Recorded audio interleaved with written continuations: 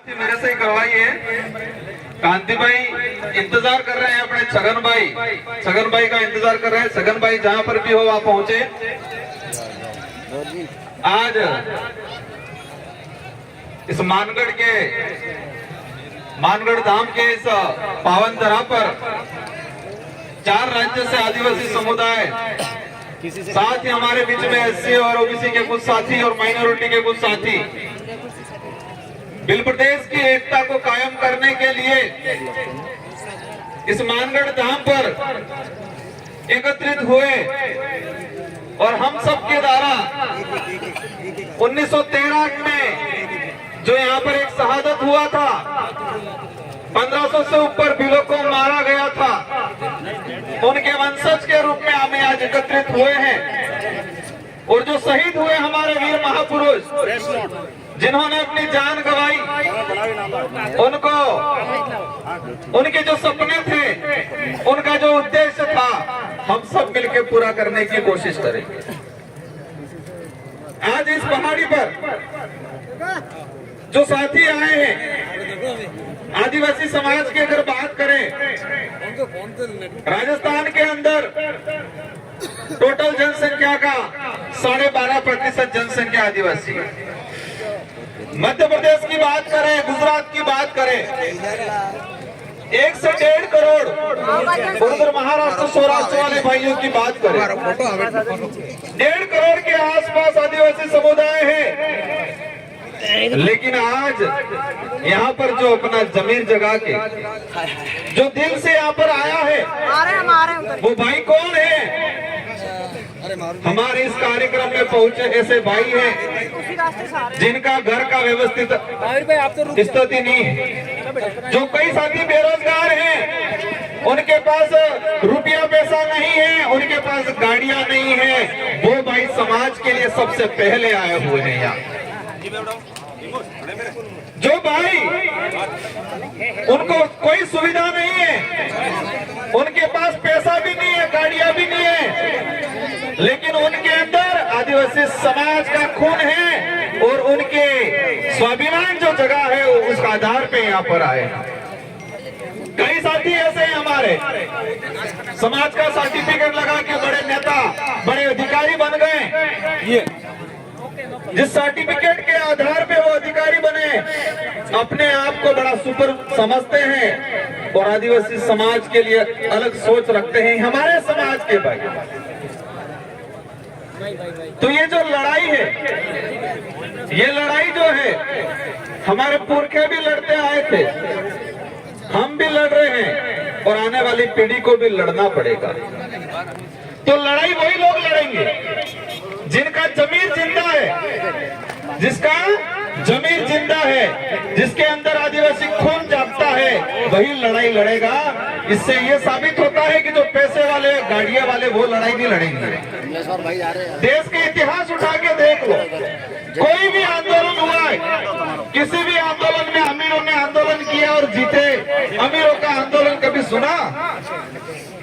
कोई भी समाज हो वाले आदमी से मिल लेता हूं, जो धरातल से जुड़ा हुआ है, जो समाज की भावना रखता है, वही व्यक्ति आंदोलन करता है। तो मैं आप सबको खूब खूब दिल से धन्यवाद देना चाहूंगा। आपके अंदर समाज की जो भावना है, आपके अंदर जो समाज के प्रति जो जागृति आई है, आप चाहते हो आने वाली पीढ़ी सुरक्षित रहे, इसी अनुरूप आप आए और ये कारवां बढ़ता रहे। जाम लगा था, खुलवाया जाकर। आज इस अवसर पे देश के अंदर हमारे समाज के साथ क्या हो रहा है, इससे पहले मैं कुछ बात बताना चाहूंगा। जैसे भी चलवा करके हम कहते हैं हमको लड़ाई लड़नी है, दिया नहीं हो किसी ने, हमको लड़ाई लड़नी है, लेकिन लड़ाई किस लिए लड़नी है? लड़ाई किस लिए लड़नी है और लड़ाई किससे लड़नी है, ये दो बातें नहीं जानेंगे। हम कहते हैं लड़ाई लड़नी है, लेकिन लड़ाई किस लिए लड़नी है और किससे लड़नी है, ये दो बातें अगर जानकारी नहीं कर पाएंगे तो हम लड़ाई लड़ नहीं पाएंगे, सिर्फ बोल पाएंगे लड़ाई लड़नी है। लड़ाई हमारे हक अधिकारों की लड़ाई, हमारा आदिवासी समाज का इतिहास जो दबाया जा रहा है उसको उजागर करने की लड़ाई, हमारी संस्कृति की लड़ाई, हमारे संवैधानिक हक अधिकारों की लड़ाई है और हमारे स्वाभिमान की लड़ाई है। और लड़ना किसने है? जो लोग सत्ता में बैठ के हमारे हक अधिकार खत्म कर रहे हैं उनसे लड़ना है। तो क्या ये लड़ाई तलवार से लड़ोगे? क्या ये लड़ाई तीर धनुष से लड़ेंगे या पत्थर से लड़ेंगे? कैसे लड़ेंगे ये लड़ाई? ये लड़ाई तलवार या तीर धनुष या पत्थर से नहीं लड़ा जाएगा। ये लड़ाई इस देश के अंदर लोकतंत्र है और लोकतंत्र में हर 5 साल के अंदर जनता को पावर दिया है कि आपके पास जो चाबी है उस चाबी के माध्यम से आपके समाज के हक अधिकार की लड़ाई लड़ो। कैसे लड़ाई लड़नी है? हमारे देश के अंदर लोकतांत्रिक देश है और लोकतंत्र में हमारे आदिवासी समाज के लिए विशेष प्रावधान है। तो जो प्रावधान खत्म कर रहे हैं उस पे लड़ाई कैसे लड़नी है? 5 साल के अंदर जो बारी आती है और लोकतंत्र की जो चाबी है मत की, उस चाबी को ऐसा लगाओ कि उनके ताले जंग खा जाए तो लड़ाई जीतेंगे। बाकी हम गालियां दे देंगे, कहीं रास्ते में पत्थर मार देंगे, कहीं तलवार लेके निकल जाएंगे, धनुष लेके निकल जाएंगे, ऐसे लड़ाई नहीं लड़ी जाएगी।